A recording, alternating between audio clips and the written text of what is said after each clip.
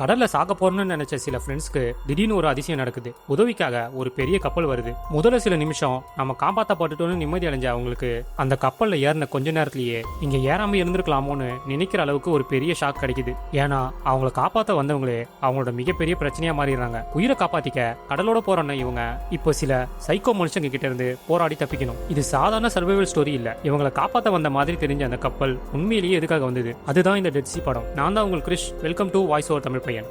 படத்தோட ஸ்டார்டிங்ல ஹீரோயினை காமிக்கிறாங்க. பேரு கயா. அவளுக்கு ஒரு 20 வயசு இருக்கும். ஒரு காலத்துல வாழ்க்கையை ரொம்ப என்ஜாய் பண்ணிட்டு இருந்தவ. ஆனா அவளோட அம்மா கடல்ல காண போனதுக்கு அப்புறம் அவளோட உலகமே மாறிடுச்சு. அம்மாவோட இழப்பால அவங்க அப்பா ரொம்ப சோகத்துல முழிக்கிறாரு. இதனால வீட்டு பொறுப்பு எல்லாமே கயா தலை மேலதான் விழுது. அவளோட அப்பாவையும் தம்பியும் பாத்துக்கிறது தான் இப்ப அவளோட முழு நேர வேலையா இருக்கு. இந்த கஷ்டமான சிச்சுவேஷன்லயும் அவளுக்கு ஒரு பெரிய ஆறுதலா இருக்கிறது அவரோட க்ளோஸ் ஃப்ரெண்டு டெஸ்ஸா மட்டும்தான். டெஸ்ஸா எப்பவும் கயாவுக்கு ஒரு பெரிய எமோஷனல் சப்போர்ட்டா இருக்கா. கயா குடும்ப பொறுப்புகள் காரணமா அவ தன்னோட சந்தோஷங்களை எப்படி இழந்து வாழறான்னு நம்மளால புரிஞ்சுக்க முடியுது. இப்போ ஒரு நாள் டெஸ்ஸா ரொம்ப எக்ஸைட்மெண்டோட கயாவை பார்க்க வரா. வந்து ஒரு சர்ப்ரைஸ் பிளான் சொல்றா. என்னன்னா அவளோட பாய் ஃப்ரெண்ட் ஜூலியனும் அப்புறம் புதுசா அறிமுகமான ஜெண்டர் கூட சேர்ந்து பக்கத்துல இருக்கிற ஒரு தீவுக்கு ஜெட் ஸ்கீயிங் அப்புறம் சர்ஃபிங் பண்ண போகலான்னு கூப்பிடுறான். ஆனா கயா முதல்ல வரமாட்டேன்னு தயங்குறா. ஏன்னா அவளுக்கு வீட்டுல ஏகப்பட்ட ரெஸ்பான்சிபிலிட்டிஸ் இருக்கு. அது மட்டும் இல்லாம சாயங்காலம் சூரியன் மறையத்துக்குள்ள வீட்டுக்கு வந்தாகணும்ன்ற ஒரு கட்டாயம். ஆனா இங்கதான் டெஸ்ஸா அவளுக்கு ஒரு அட்வைஸ் பண்றா. எப்பவும் இப்படியே இருந்தா எப்படி, கொஞ்சம் ஸ்பாட்டனியஸா இரு, வாழ்க்கைய வாழ பழகு அப்படின்னு சொல்லி காயாவை கன்வின்ஸ் பண்றா. கயாவும் சரி தன்னோட பழைய ஜாலியான லைஃபுக்கு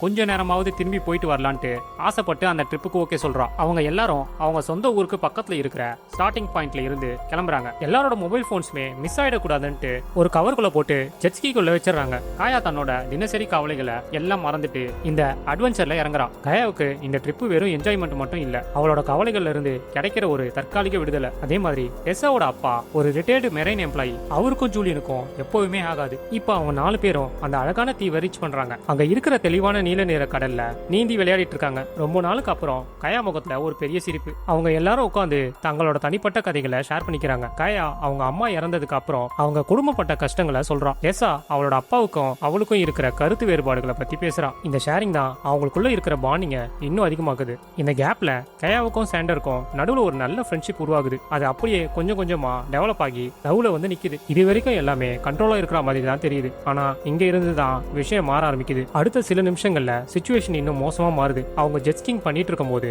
எதிர்பாராத விதமா ஒரு கொடூரமான விபத்து நடக்குது. ஜூலியன் ஓட்டிட்டு இருந்த ஜெட் ஸ்கீயிங் பயங்கரமா கிராஷ் ஆகி 2 பேரும் தூக்கி வீசப்படுறாங்க. இப்போ ஜெண்டரும் கயாவும் பேசிட்டே ஓட்டி வந்த ஜெட் ஸ்கீ ஜூலியன் மேல ஏத்தி நேரா இன்னொரு ஜெட் ஸ்கீ மேல மோதி பயங்கரமான ஆக்சிடென்ட் ஆகுது. இந்த விபத்துல ஜூலியன் அந்த இடத்துலயே பரிதாபமா இறந்து போயிடுறான். அது மட்டும் இல்லாம அவங்களோட வாட்டர் கிராஃப்டும் அப்புறம் எக்யூப்மெண்ட்ஸும் எல்லாமே கடலோட அடிவாரத்துக்கு ஜெட் ஸ்கீயோட முடிக்கிடுது. ஒரு நிமிஷம் யோசிச்சு பாருங்க, கொஞ்சம் முன்னாடி வரைக்கும் ஜாலியா சிரிச்சு பேசிட்டு இருந்த இடம் இப்போ ஒரு பெரிய நரகமா மாறிடுச்சு. இந்த ஆக்சிடென்ட் தான் கதையோட முக்கியமான டர்னிங் பாயிண்ட். அவங்க எக்ஸைட்மெண்டால ரொம்ப தூரம் ஆழ்கடலுக்கு வந்ததுதான் அவங்களோட பெரிய தப்பே. ஜூலியனோட சாவு அவங்களுக்கு பெரிய ஷாக்கா இருந்தாலும் ஆனா இதை விட ஒரு பெரிய ஆபத்து அவங்களுக்காக காத்துட்டு இருக்கு. இப்போ காயா, டெஸ்ஸா, சாண்டர் 3 பேரும் நடுக்கடல்ல தவிச்சிட்டு இருக்காங்க. அவங்களோட மொபைல் போன்ஸ், வாக்கி டாக்கின்னு எல்லாமே தண்ணிக்குள்ள முழுகிடுச்சு. யாருக்கும் சிக்னல் அனுப்பவோ ஹெல்ப் கேட்கவோ வழியே இல்ல. அதை விட கொடுமை என்னன்னா அவங்க இருக்கிற அந்த கடல் பகுதி முழுக்க சுறாக்கள் நடமாட்டம் அதிகமா இருக்கிற ஏரியா. இப்போ சுத்தி சுத்தி சுறாக்கள் வர ஆரம்பிக்குது. அவங்களால நீந்தியும் கரைக்கு போக முடியாது. ஏன்னா தீவு ரொம்ப தூரத்துல இருக்கு. அவங்க பயத்துல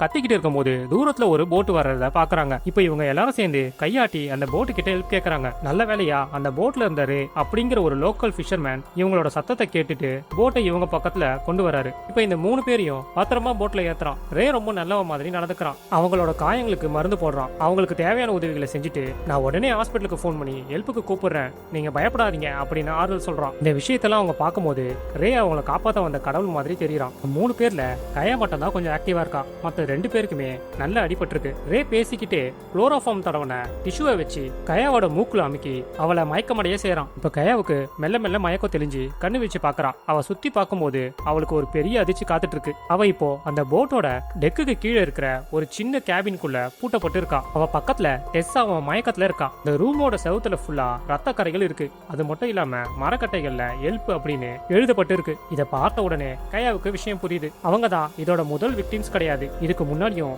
இங்க நிறைய பேரை அடைச்சு வச்சிருக்காங்க. ரே ஒரு சாதாரண ஃபிஷர்மேன் இல்ல, அவன் ஒரு ஹியூமன் டிராபிக்கர். கடல்ல அனாதையா மாற்ற மனுஷங்க இளப்பெண்களை கடத்தி விக்கிற ஒரு கொடூரமான கடத்தல்காரன். அவங்களோட நரகம் இதோட முடியல. அடுத்த சில மணி நேரத்துல அந்த போட்டுக்கு கார்டிஸ் அப்படிங்கிற ஒரு வயசான ஆள் வரான். இவன் யாருன்னா ஒரு ஆர்கன் டிராபிக்கர், அதாவது மனித உறுப்புகளை சட்டவிரோதமா திருடி விற்கிற கும்பலோட தலைவன். கர்டிஸ் ராய் கிட்ட பேசுறான். அவனுக்கு ஒரு பெரிய பணக்கார லாயரோட மகனுக்கு லிவர் டிரான்ஸ்பிளான்ட் பண்றதுக்காக அர்ஜென்ட்டா ஒரு டோனர் வேணும்னு சொல்றான். அதுக்காக ஜெண்டர், டெஸ்ஸா, கயா 3 பேரையும் சேர்த்து ராய் கிட்ட இருந்து $10,000 கொடுத்து விலைக்கு வாங்குறான். வெறும் கடத்தலுன்னு நினைச்ச விஷயம் இப்போ மரண பயத்தை காட்டுற ஆர்கன் ஹார்வெஸ்டிங்கா மாறுது. அந்த கேபின்ல இருந்த ஹெல்ப் எழுத்துக்கள் காயாவுக்கு ஒரு பெரிய எச்சரிக்கையா இருக்கு. அவ இங்க இருந்து தப்பிக்கலனா அவங்களோட கதையும் அவ்வளவுதான்னு அவளுக்கு புரியுது. இப்ப கார்டிஸ் அவனோட கொடூரமான வேலையை ஆரம்பிக்கிறான். அவங்க 3 பேர்ல முதல்ல ஜாண்டரை டார்கெட் பண்றான். இப்போ ஒரு மிக கொடூரமான சம்பவம் நடக்குது. ஜாண்டருக்கு ஃபுல் கான்சியஸ் இருக்கும் போது அவனோட லிவரை கர்டிஸ் சர்ஜரி பண்ணி வெளியே எடுக்கிறான். ஜாண்டர் மரண வழியில கத்துற சத்தம் அந்த போட் முழுக்க கேக்குது.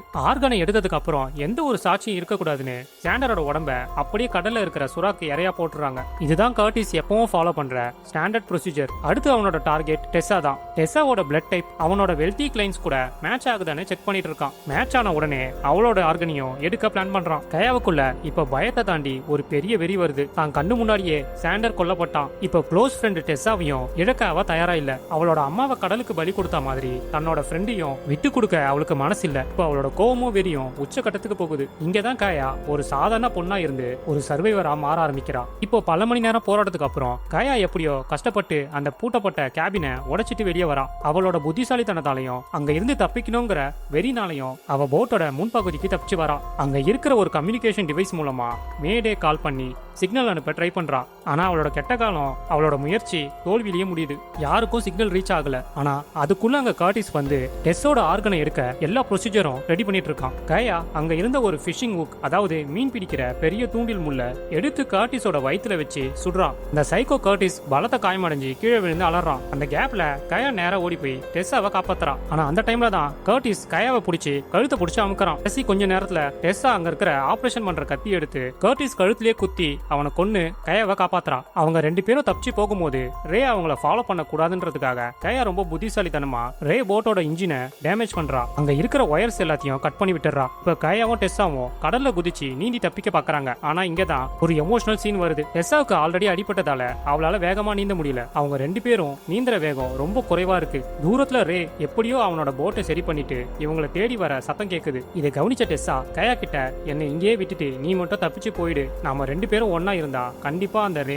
நம்ம 2 பேரையுமே கொன்னுடுவான், நீயாவது உயிர் பிழைச்சு போய் போலீஸ கூட்டிட்டு வா அப்படின்னு அழுதுகிட்டே கெஞ்சிரா. ஆனா கயா அதுக்கு ஒத்துக்கவே இல்ல. அவளோட வாழ்க்கையில ஏற்கனவே அவளோட அம்மா கடல்ல காணாம போனப்போ அவளால எதுவுமே பண்ண முடியலங்கிற குற்ற உணர்ச்சி அவளுக்குள்ள இருக்கு. இப்போ தன்னோட பெஸ்ட் ஃப்ரெண்டையும் கடலை விட்டுட்டு போக அவளுக்கு மனசு வரல. ஆனா சிச்சுவேஷன் ரொம்ப மோசமாகறதால கயா டெஸ்ஸா கிட்ட நான் கண்டிப்பா கோஸ்டல் கார்டு இல்லனா போலீஸ கூட்டிட்டு வந்து உன்னை காப்பாத்துவேன் அப்படின்னு ப்ராமிஸ் பண்ணிட்டு வேற வழி இல்லாம வேகமா நீந்தி முன்னாடி போறா. அவ பக்கத்துல இருக்கிற கார்டிஸோட இன்னொரு யாட்ச், அதாவது அந்த டாக்டர் வந்த சொகுசு கப்பலை நோக்கி போறா. கயா எப்படியோ கஷ்டப்பட்டு கார்டிஸோட யாட்ச் மேல ஏறிடுறா. அங்க இருக்கிற ரேடியோ மூலமா அவ 2வது முறையா ஒரு SOS கால் பண்றா. இந்த வாட்டி லைன் கனெக்ட் ஆகுது. அந்த பக்கம் இருக்கிற ஒரு லேடி கயாவை கைட் பண்ணி அந்த போட்ல இருக்கிற ஒரு GPS பீகனை ஆக்டிவேட் பண்ண சொல்றாங்க. கயாவும் அதை ரொம்ப நேரமா தேடிட்டு இருக்கா. அவளுக்கு கையில ஒரு ஃபிளையர் கன் கிடைக்குது. இதை எடுத்து நான் சுடட்டுமான்னு அந்த லேடி கிட்ட கேக்குறா. அதுக்கு அந்த லேடி, நீங்க அந்த கன்னை சுட்டாலும் இந்த லொகேஷன்ல இருக்கீங்கன்னு எங்களால ஐடென்டிஃபை பண்ண முடியாது, அதனால GPS இருந்தா ஆக்டிவேட் பண்ணுங்கன்னு சொல்றாங்க. கயாவும் தேடி கண்டுபிடிச்சு அந்த GPS எடுத்துறா. ஆனா எப்படி அதை ஆக்டிவேட் பண்ணணும்னு தெரியல. அந்த லேடி கிட்ட அவ கேக்குறா, அதை ஆக்டிவேட் பண்ண வேண்டாம், நீங்க அதை தண்ணியில போடுங்க,